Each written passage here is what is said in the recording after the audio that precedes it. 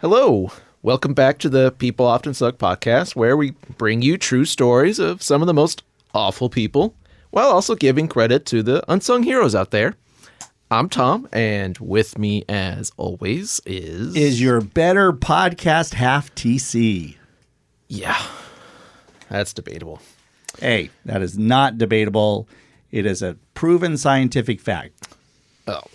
Before we begin, I just want to ask all of you to please do us a huge favor, slap the like button. Don't tap it, don't flick it, just slap it. Slap it like it owes you money. Leave us a comment. Share us with somebody you know, friends, neighbors. I'm getting visuals of this being kind of a naughty thing. Slap it. I didn't intend to go there. Oh, okay, I'm just amped up. All the caffeine's hitting my blood. Well, if the audience only knew that we're now doing this episode twice because it didn't record the first time. Yeah. Womp womp. So, with that said, if you could also follow us on Facebook, follow us on X. We do put up updates when the next episode's coming up. We also put up some silly posts. And quite frankly, I need validation, so I really need those likes.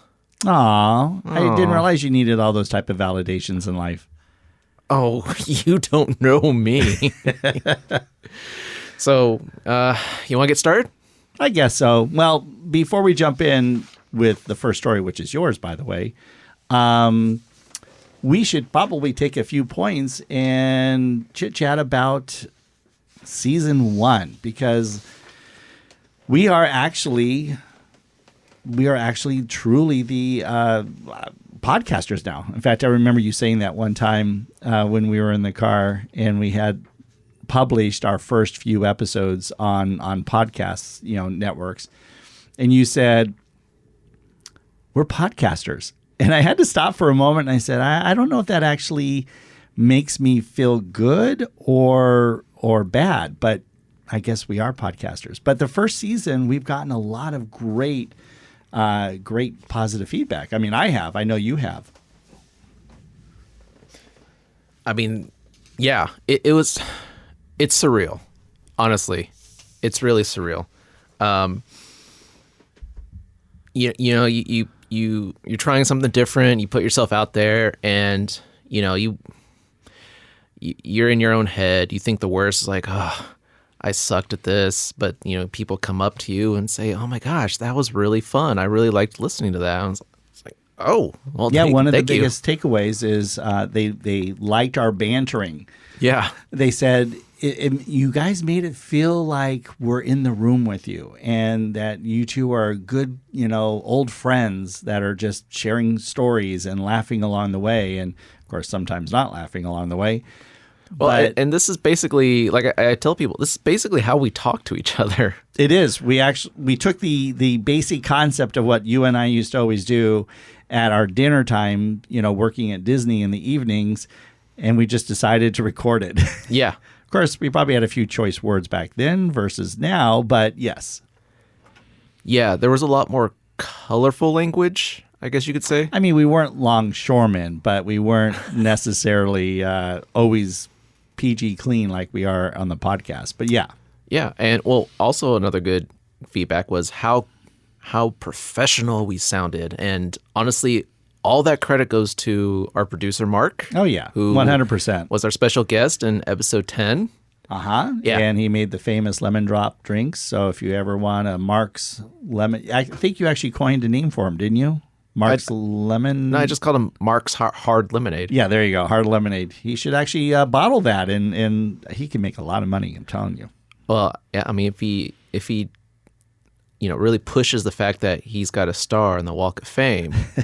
It's like, this is the drink of stars. That's true. That's true. I mean, you and I will never have a star on the Walk of Fame, but not officially. I mean, not officially. The one that you actually penciled in with dry erase or whatever is long gone. They've cleaned it off by now. But I think it still counts. Yeah, you at least got a picture of yourself in front of it. That's great. So, with that being said, we're going to do a little different this season. Hopefully it works out. We're going to be a little bit more raw, a little bit more organic. Organic. I can definitely have fun with It's already starting. Yes. So, okay. Well, Yeah. So we're just going to also, to kind of give Mark a break from spending hours upon hours of having to clean up and edit us. Because, yeah, if you ever had to talk to us in real life, we do not sound that good. no, Mark made us sound really, really, really good. So I think in a long roundabout winded way, we're saying that this season's going to be more organic and raw, and that hopefully you all will be accepting of that side of us and not have so many of the pauses removed and some of the, I don't know. I think hopefully it'll be fun, and you guys will all find that to be fun. But on a little bit of a different note, we did want to pay tribute. In our last episode of season 1, the happy story at the end was about Tiki, the little black and white cat that was blind and fell into the icy waters up in Massachusetts, and the 2 Samaritans who were amazing in rescuing her before she pretty much expired. A 20-year-old cat has had many 9 live moments, and that was one of them. And so out of that came a great conversation. We recorded that episode back in December of 2024. And at the time, both Tom and I had very close family pets of ours that we talked about. Humperdinck, who is a beautiful, amazing, wonderful dog, family member to Tom and Lisa, and then Spot on my side, a black and white cat as well, 20 years old, but very much could see and definitely very vocal. And unfortunately, when that episode aired finally at the end of March of 2025, we had both lost our pets. So we dedicated the episode 10 of season 1 to Humperdinck and to Spot. And we just wanted to mention that they are no longer with us. But episode 10 at least was a nice little fitting tribute as we talked very fondly about our family members. We truly believe that they are family members to us, and I'm sure many of you out there do as well. So we say goodbye to them as they're in heaven waiting for us to see them again one day. But on a happier note... Yeah, on a happier note, we are still planning to do special guests for episode 10. And TC has already got one lined up for us, which is really no shock that this is, once again, somebody he knows. Means nothing. Yeah. Well, the whole reason we're even here is because he knew Mark. I didn't know Mark. And his next guest, which we're not going to spoil, he also knows and had worked with him. And I'm excited for it. So I'm very much looking forward to that 10th episode. And yeah, it didn't take much convincing him at all. We'll say it's a he. Spoiler. Well, one little spoiler, but he is very well known in the Los Angeles area. And like I said, in the phone conversation, it didn't take much effort to convince him. He hadn't even listened to one of our episodes yet. So... But the idea of bantering with us about true crime stories and having some adult beverages, that actually, I think, won him over more than me. So we cannot wait to have him in studio for our episode 10 of season 2. Yeah. But with all that said, one last thing before we get into our first story is while we are very excited about how season 1 went, and so far, the reaction has been very positive. We know that there are 1 million podcasts out there. And a lot of them, if they don't already have a name behind them, oftentimes will sit out there attracting 5 or 10, 20 listeners if they're lucky and whatnot. And by the way, I learned in season 1, I say whatnot too many times. So, you might need to get a squirt bottle and shoot me every time I say it to break me of that. Yeah. Yeah, you don't have one right now, so that's why I said it. So don't even think about it. I could just throw this empty can at you. The empty can at me. Anyhow. So if you, who was made up our audience of many of our friends and family members, and even some people who just discovered us on the various podcast platforms, share us with your friends and family. The more that, it's that old saying, tell two friends and they'll tell two friends and so on and so on and so on. And then before you know it, we'll have an audience. And that's what will help us. For Tom and I, we are currently doing this, out of pocket on our own. And it certainly would help us to, if we can grow the audience to a certain size, and this is an industry standard, it's not our definition, then we can begin to try to monetize the podcast and help us to cover our expenses. So please help us by sharing. We would love that. It would help us out greatly. As I've said many times, help us out. Help us out if you can. But with that said, I think people are not here to hear us talk and go on and on and on about... Get to the good stuff. Yeah, get to the good stuff. And so I think we're ready for our first POS story, which, Tom, you have. Yeah, I do. And this POS, really biting my tongue on this one. Okay. This one just... Okay. Season 1, I think it was episode 8. You talked about the dark web people who were selling just awful videos about... yes. Yeah. So, in fact, that was one of the feedback is, if that's the same one, it's where I had mentioned, and a good learning lesson for us, I had mentioned one aspect of that POS of where they put their foot on the animal, and I'm not going to go any further. Yeah. So with that good feedback, we're going to be more mindful about not getting too graphic in our stories. Right. So I'm going to have to clean up my language right now because when I wrote this, I wrote it in great detail. In great detail. Okay, good. Yeah. So this is about a woman in Upper Darby, Philadelphia, not Florida. So wow. So you gave Florida a break. Yeah. The first episode of season 2, Florida is not, well, it's mentioned now, but it's not a story. Yeah. And go Florida. Said nobody. Wow. Now be nice. Be nice. That was nice. Anyway, this woman's name, and I did this to myself, her name's Anagar Monsi. Well, that sounds fine. I mean, I know you and I suck at saying names, but that sounded pretty good. I mean, it sounds good in my head. So, anyway. Just wait until we get to my story, but go ahead. So, she was arrested in January 2024 for multiple counts of aggravated animal cruelty after torturing and mutilating animals for likes on YouTube. Yeah. Oh my gosh. Which I'm like, I was kind of blown away. It's like on YouTube, because you think like, oh, they got people scouring YouTube to keep that kind of stuff off. You would be so shocked to find out what actually slips through and is on YouTube and has been on YouTube for a while, honestly. Really? Yeah. They don't catch everything.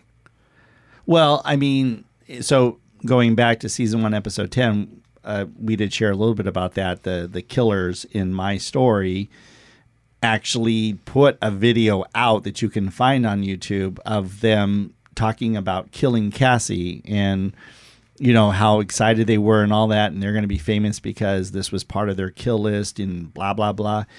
This is where I don't understand how YouTube is not being responsible enough to try to remove some of these things, because you know a lot of the motivation behind this, not exactly all of it, but some of the motivation behind this is for fame. It's for recognition. It's that instant gratification of people who are following it and commenting on it. They're too laser focused on naughty words.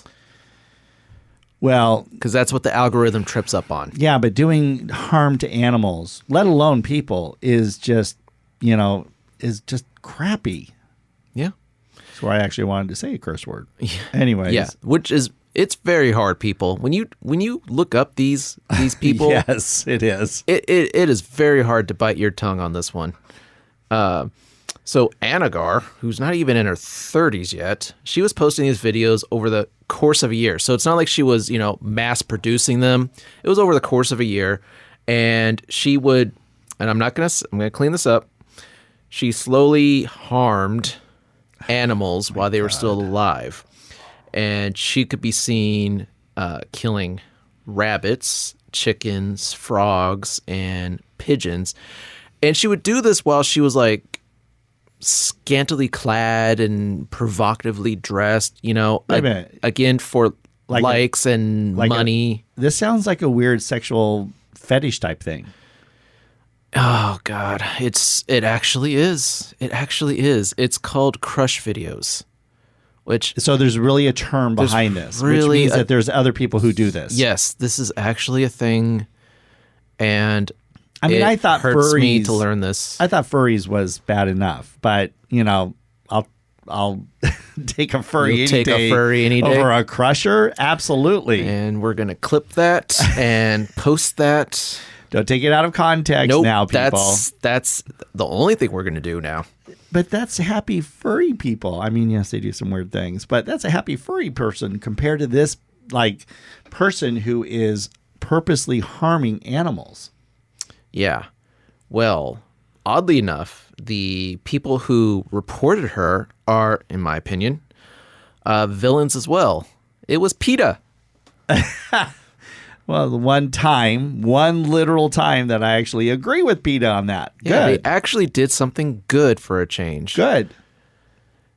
Because if you're not aware, it's the People for Ethical Treatment of Animals, which the name sounds great. Yeah, the name in and of itself is absolutely correct. We should be always treating animals with an ethical nature. Except these buttholes also end up killing a lot of animals in their wake of... That's a whole other story. Yeah, that's a whole other story. But okay. Maybe there'll be a POS story. They did one good thing. Yes, they did. So PETA led the police to her using clues and background details from the videos that she posted.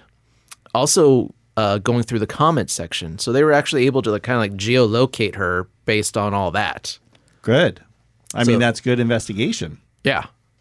I mean, again, sometimes the internet does something good. Yeah, exactly.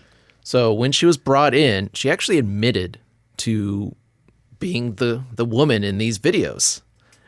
So I'm like, okay, case closed, right? Right. So they're playing these videos to her, and she actually became visibly upset and requested that one of the videos be shut off. Like, visibly upset jerk, at that's the you. thing that you did at some point previously. Yeah.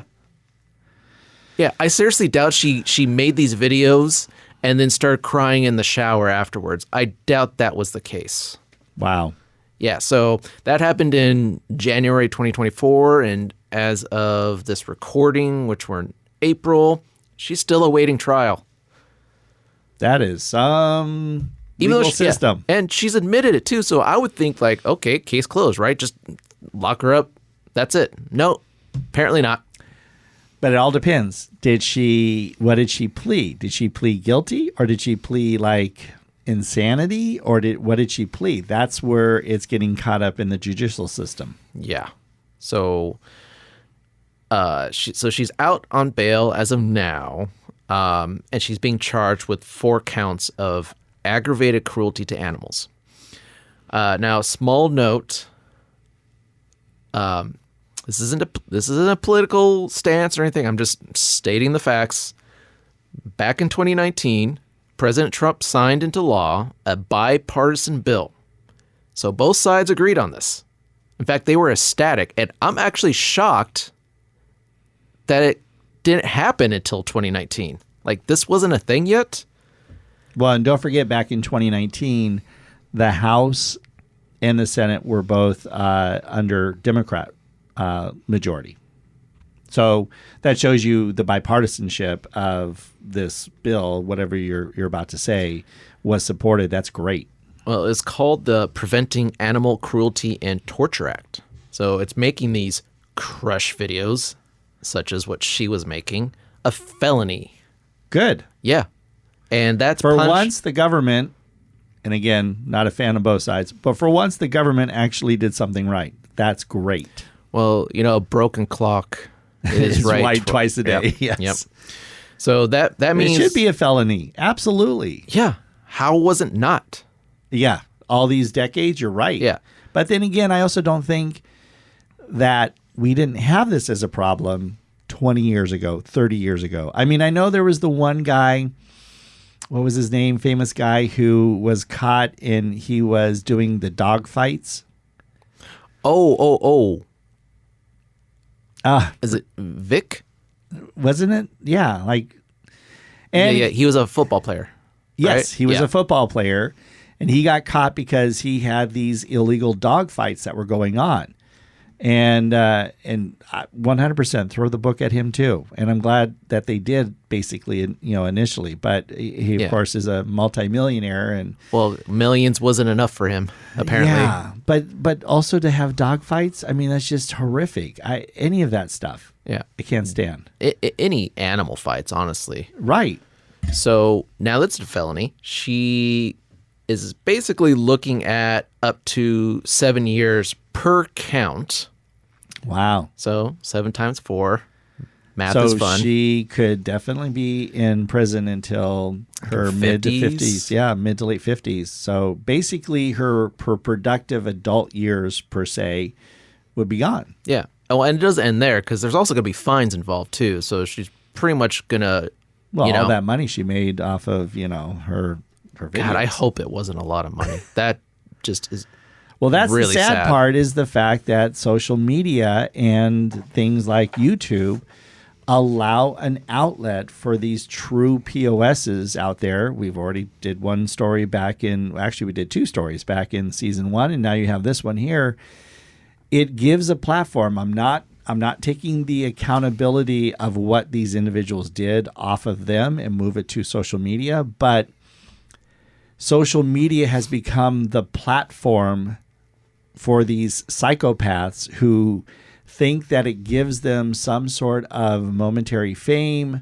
It feeds into the whole self-gratification where people are, tuning in and watching or commenting or whatnot. God, I did it again. Whatnot. I hate that stupid phrase. Anyhow, and you're picking up the can right now and getting ready to throw it at me. Don't even attempt. There's still a little bit left in there, so I'm about to waste it.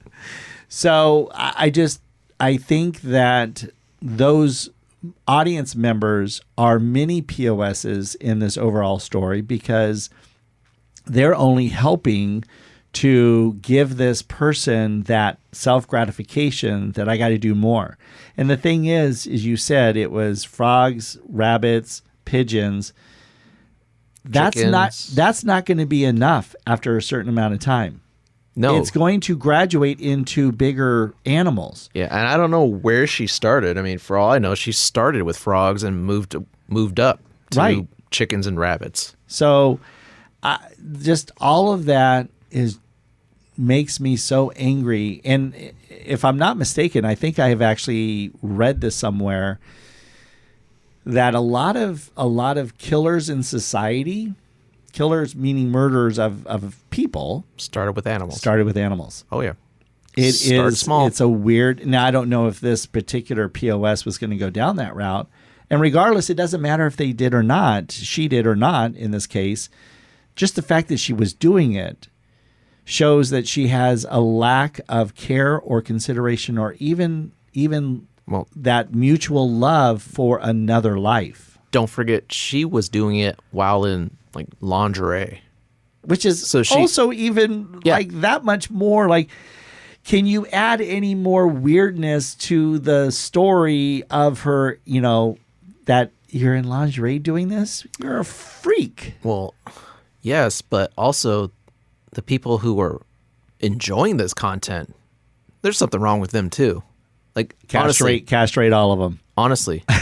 I'm saying castrate all of them. What happened? Were you not hugged enough as a child? Really? How do you get into that? How? You know what? I beg those people, go just be a furry, because at least you're not harming another animal. You're dressing up like an animal, but you're not harming another animal. Well, some of them are if you look at what they kind of do to each other. But anyhow, I think at the end of the day, this is I know that we do murder stories on here and those type of similar type of cases, which is horrible in of itself. I think you and I have joked before that we cry more at an animal that has been killed in a movie than we do sometimes the people. John Wick was totally justified in what he did. Well, yeah, what they did to his dog, absolutely. Yeah. I would have joined him right alongside. Yeah. Like, give me a gun. I don't know how to shoot it, but give me a gun. 200 people for one puppy? Yep. So, yeah, good story, Tom. Yeah. Unfortunately, you gonna try and top that? A sucky opening to our season.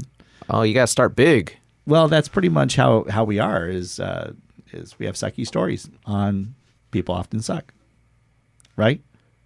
Oh, I just got the connection. Now you get it. Okay, finally, season 2, and you finally wake up and get the connection. Well, at least it wasn't like 4 or 5. Yes. Well, my story. And as you did actually a pretty good job with the name, so I'm going to give you credit on that one in your story. But if you are a listener of season 1, you certainly have heard how we butcher names, and I probably take the award for butchering names the most. Menendez. Shut up! I cannot believe that you never corrected me during episode 1 on that one. Menendez brothers. Menendez. I think I was just. I was nervous. I was in the moment, so I wasn't really paying a whole lot of attention to how you're pronouncing the name. I cannot believe that you wouldn't. See, this is where the difference between a good friend who cares and a POS friend. Oh, I definitely don't care. I know. So you're a POS friend. Okay. Whatever. So I'm not losing sleep. I do think I did say Menendez at one point, finally. I think once. Oh, jeez. Okay. Maybe at the beginning. That's why I don't go back and listen to that. But then again, you never introduced yourself in that first episode. So there you go. I don't want people to track me down. Well, they do now. So my story took place over, knowing that I have a hard time with names, I went ahead and picked a story from Belgium. So... Oh, you're starting easy, right? Yeah, absolutely. So I want to say the name, I think, is Francois. Francois. We're just going to say Francis to make it easier. But Francois, the last name, Michou. Sound it out. Michou. Michaux.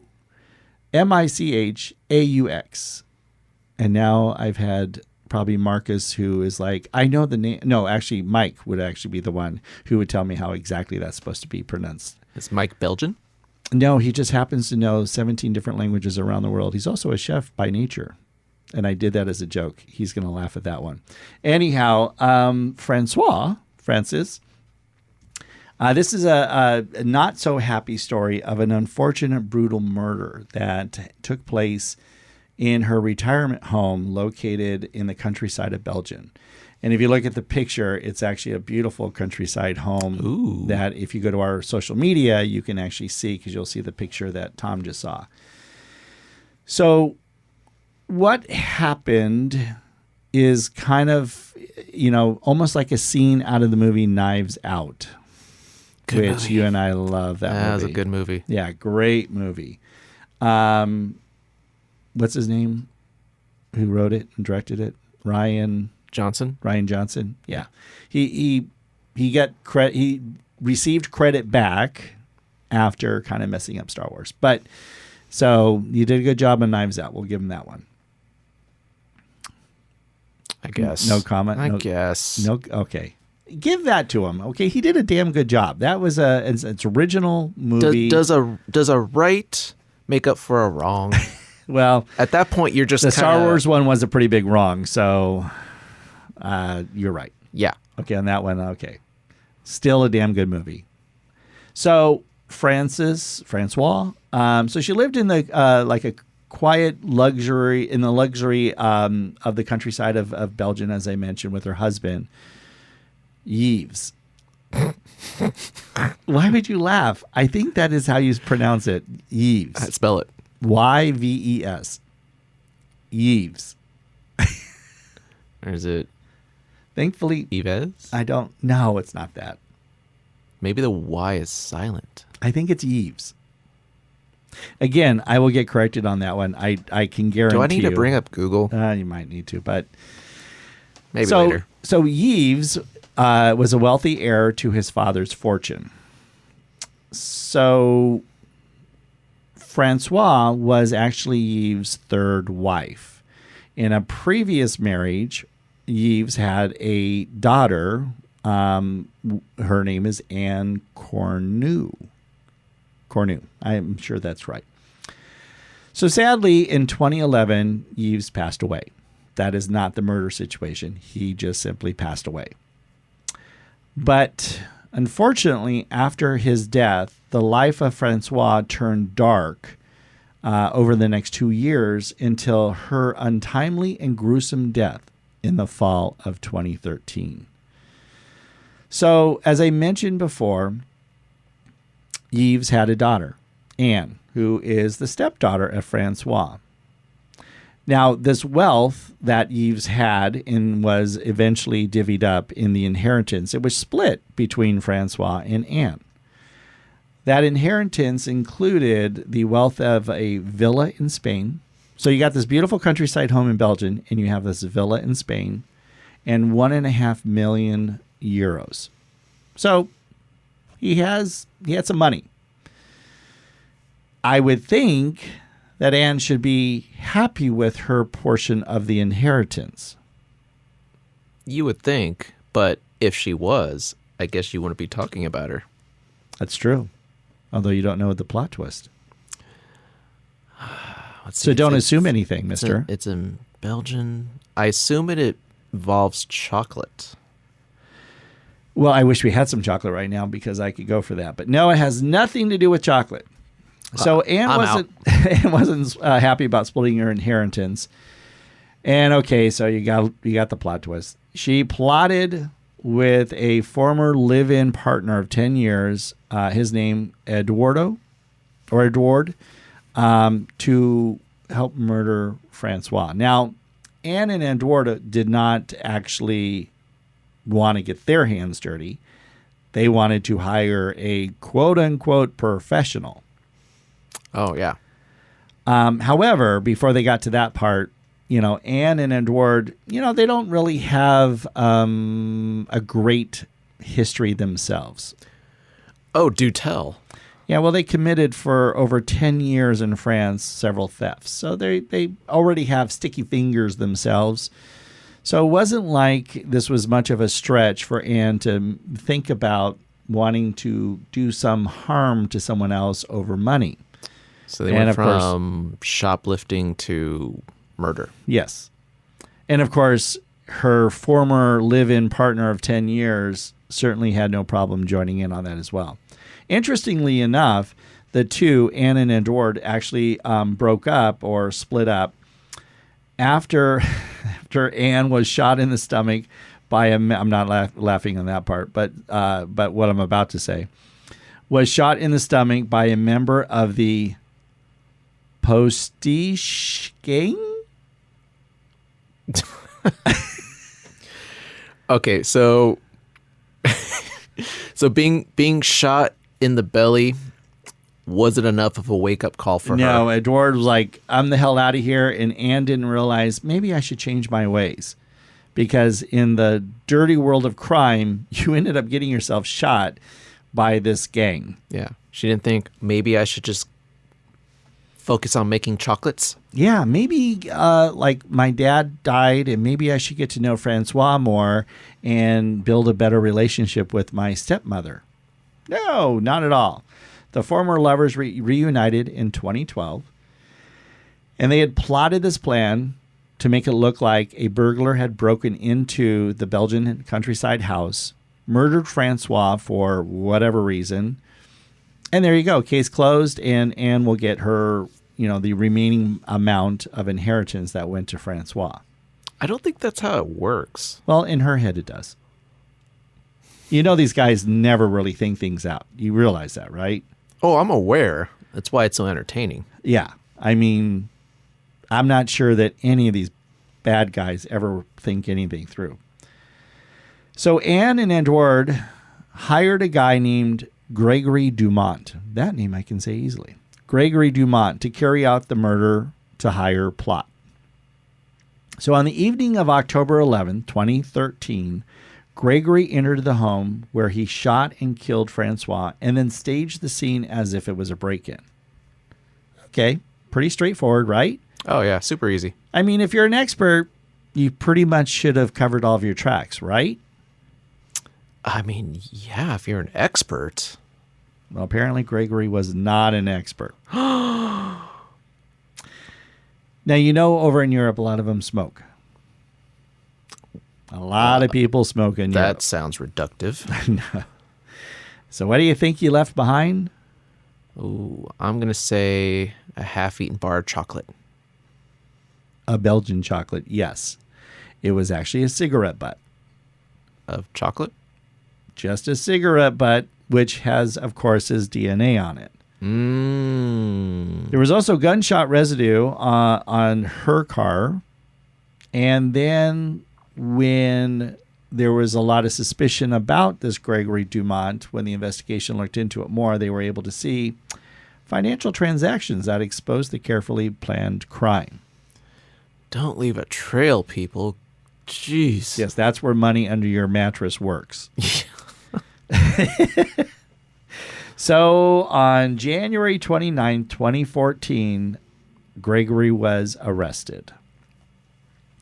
Like the little rat that he was, you think that he kept it all to himself and didn't divulge anything? Well, he's an expert.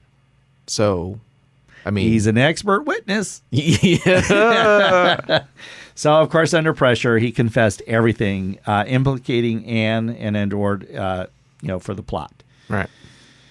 Now, Edward was smart, in the sense, by getting the hell out of the country as quickly as he could. That's smart. So it took a little time for them, to catch up to him and catch him. In fact, all the way until October 2019, they caught him in France. He went back to the old stopping grounds where, he did all the thefts and stuff like that. Oh. God, that's so stupid. Anyhow. But when he was caught, he certainly squealed like a little rat very quickly and basically threw Anne under the bus by saying, Anne gave me the gun so that I could find someone to kill her mother-in-law. So much for that great former lover there. No honor among thieves. No. So Anne was, of course, arrested and thankfully was sentenced to 25 years. Edward was sentenced to 25 years. And Gregory was sentenced to 30 years because he actually did the dirty deed. Oh, I think that's all fair. You think that's fair enough? Yeah. I mean, I feel like here in America, the people plotting would get a lot less time. Yes, seems to be the case. Although I do kind of think that Anne should have been up there with Gregory because it all started with her. Edward was just the stupid chap who was in the middle that went and took the gun from Anne and found Gregory. But it was Anne's idea. I feel like this was the correct amount of time for everybody. I mean, honestly, I think Edward probably should not even get 30. I think life for a life. You should just get life. What do you mean, Gregory? Or Gregory. Gregory's the one who actually committed the act. You were saying a lot of names. So, yeah. So, Gregory. And I was screwing them all up. You should have been able to have followed along. I was too busy laughing. So, yeah. So, Gregory, I feel, life for life, should have gotten life. And then the other two dopes, I think 25 years. I think that's fair for the plot. And by the time... I don't know. I don't like Anne, so I would have given her 5 more. Well, okay. You don't realize that I'm the one who makes the law and the rules in life? Wait, that's you? Yeah, it's me. That's been me the whole time. That's why you want to be good friends with me, because I'll take care of you. Okay, well then I've got some suggestions. Give me those notes later. Well, yeah, I'm not going to do it right now. Okay, good. And give me the names. But give us a positive, upbeat story because, these are true POSs. They truly are. Okay. Well, this was... Hold on, let me go through my notes here. We're not going to edit any of this out. We're keeping it raw. Because you weren't prepared for your story? I was I was just so enthralled with your pronunciation. Shut up. Wow. All right, so I know we're running kind of long here, so it's not too long. So this is about Larry Ferris Jr., or Mr. Larry, as the kids call him. And he drives a school... Say Ferris. Sorry. God, that's such a dated reference. I barely got that. Oh, come on. Ferris Bueller is one of the still like transitional generational movies out there. I know 20-year-olds who love Ferris Bueller. No, you don't. Yeah, I do actually. That's questionable. Continue They on. better not remake that. I swear. No, they better not. That is one movie that they should never touch. And if they do, I shouldn't say it because it'll be on video. So Yeah. I'll go protest that studio. Yeah, that'll do a lot. Yeah, thank you. So he drives a school bus in Louisville, Kentucky, and Louisville. Sorry. I've been there. You know that? I've been there. I know everybody. I'm TC. No, I've been there. I went there to compete in the national competition for Vocational Industrial Clubs of America, VICA. And we won the bronze medal at the national competition. So you came in last place. No, there were many schools that were competing. We actually did get a medal at least. If you're not in first place, you're in last. Shut up. You're such a Talladega whatever. Yeah. Well, this happened back in February 2024. Wow, you kept a lot of things current. I'm Both not picking stories the were date. last year. Yeah, I'm not picking the dates. I'm just picking the people. Okay. So Larry, the school bus driver, Ferris Bueller, yes. he noticed one of his kids wasn't having the best morning. Aw. He was kind of away from his friends and kind of hiding under his jacket. And, he clearly seemed upset. And this little boy's name was Levi. Okay. And Larry asked him, what's going on? And he said, practically crying almost. I mean, he was maybe like, I don't know, around 8. Oh, something like that, like elementary school age. School, yep. Yeah. So he said that today was pajama day, and he did not have pajamas to wear. Oh, Yeah. that sucks. Yeah, especially as a kid, because, I mean, you The peer pressure. stand out. Yeah, the peer pressure in school. Yeah, you stand out, and that's what you get picked on for, Yeah. Just like I was picking on you with your shirt today. Yeah, you're right. This is an awesome shirt, by the way. It's okay. I get compliments quite a bit on my shirt. From the Blind Institute. I will take all compliments equally. I don't discriminate, sir. Okay. Oh, yeah, finally. Sure you don't. Well, anyhow, Levi. So Levi, he had no PJs. Well, after Larry was done with his morning routes, You're getting emotional about this, I could tell. I was once this little boy. I could see you once were Levi. Yeah. Okay. And I think a lot of people out there were once Levi. So they know I was cool in school. that is such a lie. I was so cool. If anything, you're a Levi. Yeah, I was Levi. Yeah. Without a doubt. So I paid off a kid once in elementary school to have him like me as a friend because he was the popular kid. So I was like, hey, here's $1, dollar coin, which is a big deal. And I think I was in first grade, I think. So Louis Van Hoven was his name.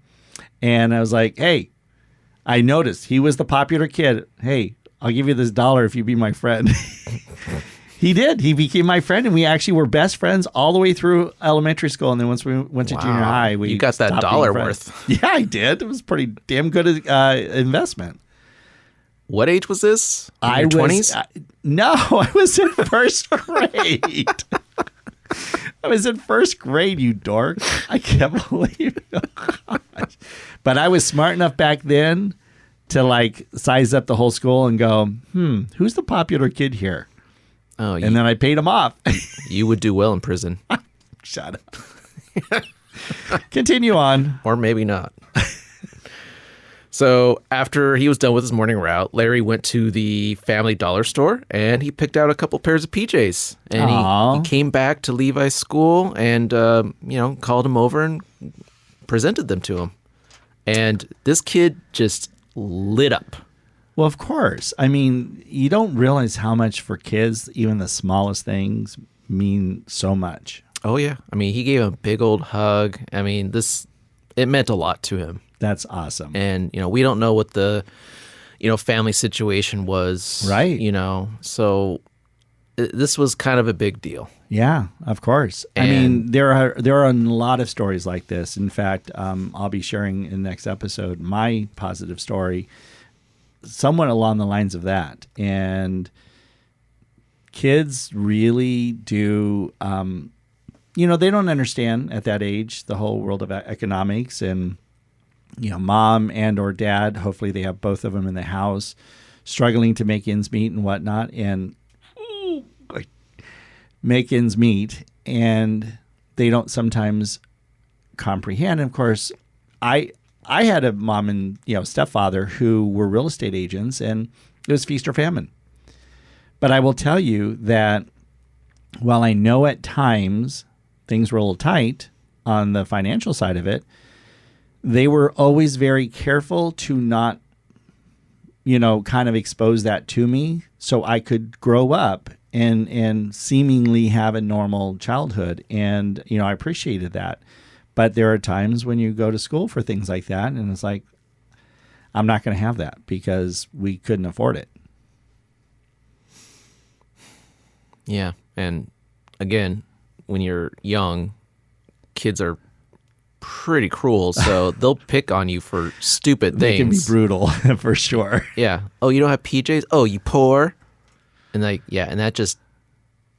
that hurts. Yeah, I won't even share my story of growing up with my name and how brutal kids were. But I will tell you, as I got into high school, it changed, and they were much more like supportive, and even when the teachers would get my name wrong, I would literally have kids in the classroom who correct the teacher on my name before I even did it.